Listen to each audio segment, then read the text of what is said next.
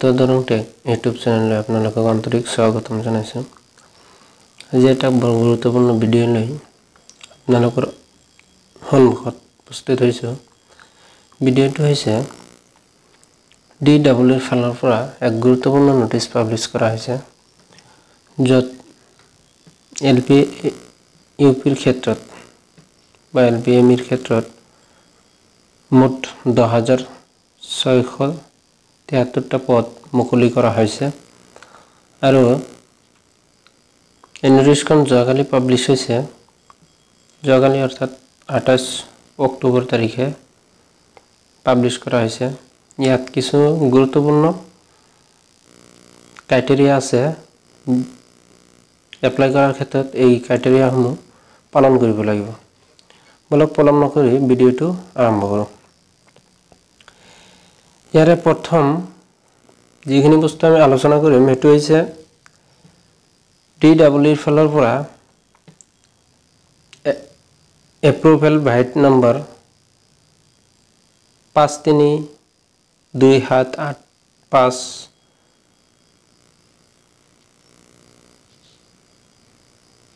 2025 28/10/2025 তাৰিখে Elementary Education and Provincialization Amendment Rule 2025 ইয়াত কোন সকল ক্যান্ডিডেটে এপ্লাই কৰিব পাৰিব ইয়াৰ কিছুমান ক্ৰাইটেৰিয়া তলত উল্লেখ কৰা হৈছে।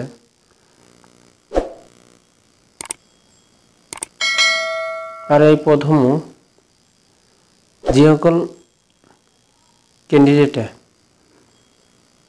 সৰ্বশিক্ষা আন্ডাৰত অৰ্থাৎ SSR আন্ডাৰত কৰ্মৰত অৱস্থাত আছে সেইসকল ক্যান্ডিডেটৰ কাৰণে গুৰুত্বপূৰ্ণ এক ভিডিঅ'। ইয়াত কিছুমান কণ্ডিশ্যন আছে। কণ্ডিশ্যন অফ ৰিক্ৰুটমেণ্ট ইয়াৰ 1 নম্বৰ কণ্ডিশ্যনটো হৈছে the candidate as on 30th September 2025 must be working as contractual state poll teachers under SSA অর্থাৎ সেইসমূহ ক্যান্ডিডেট ইয়াৰ এপ্লাই কৰাৰ কাৰণে এলিজিবল হ'ব যিসকল ক্যান্ডিডেটে সেপ্টেম্বৰ 2025 30 সেপ্টেম্বৰ 2025 আগলৈ SSR আন্ডাৰত কাম কৰি আছে কন্ট্ৰাকচুৱেল বেচিছত। ইয়াত 2 নম্বৰ ক্ৰাইটেৰিয়াটো দিছে the candidate must complete minimum 3 years of continuous service as 30 September 2005 contractual state poll teacher under SSA অর্থাৎ ক্যান্ডিডেটজন 3 বছৰ কন্টিনিউয়াসলি SSR আন্ডাৰত কাম কৰা ব্যক্তি হ'ব লাগিব। ইয়াৰ লগতে 3 নম্বৰ পইণ্টত এটা গুৰুত্বপূৰ্ণ বিষয় আলোচনা কৰিছে the required academic and professional qualification for eligibility will be as per NCT norms as well as existing GOP rule and condition অর্থাৎ NCT rule অনুযায়ী যিসমূহ এলিজিবিলিটি ক্ৰাইটেৰিয়া লাগে সেইসমূহ ফিল কৰিব লাগিব। তেতিয়া ক্যান্ডিডেটসমূহ ইয়াত এপ্লাই কৰিব পাৰিব আৰু ইয়াৰ এপ্লাইৰ সময় ষ্টাৰ্ট হ'ব। এপ্লাই আৰম্ভ হ'ব 8/11/2025 পৰা মিডনাইট 30/11/2025 লৈকে। ইয়াৰ অফিচিয়েল ৱেবছাইটটো হৈছে dwassam.gov.in। ইয়াত কোনো ধৰণৰ 5 নম্বৰ পইণ্টত ইয়াত উল্লেখ কৰা আছে ইয়াত কোনো ধৰণৰ অফলাইন এপ্লিকেশন একসেপ্ট কৰা নহব।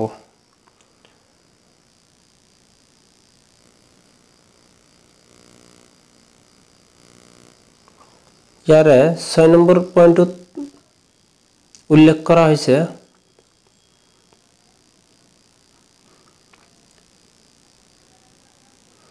যদি এপ্লাই কৰাৰ সময়ত কোনো ধৰণৰ ক্যান্ডিডেটে কোনো ধৰণৰ ফুলফিল কৰিব নোৱাৰে তেনেহলে তাৰ যে এপ্লাই প্ৰক্ৰিয়াটো তাক কেনসেল কৰা হ'ব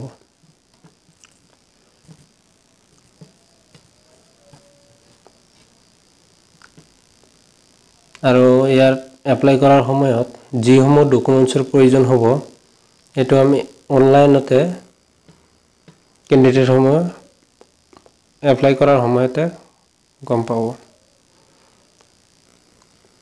আজিৰ ভিডিঅ'ৰ বিষয়বস্তু ইমানে আছিল মৰমৰ বন্ধু-বান্ধৱীসকল যদি ভিডিঅ'টো ভাল লাগিছে তেনেহলে আমাৰ চেনেলটোক সাবস্ক্ৰাইব কৰিব আৰু নিজৰ বন্ধু-বান্ধৱীৰ সৈতে ভিডিঅ'টো শেয়াৰ কৰি দিব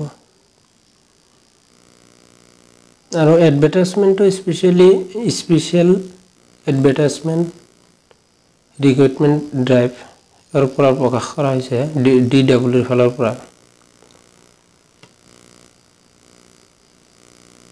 মৰমৰ বন্ধু-বান্ধৱীসকল আজিৰ ভিডিঅ'ৰ বিষয়বস্তু ইমানতে সামৰিছোঁ ধন্যবাদ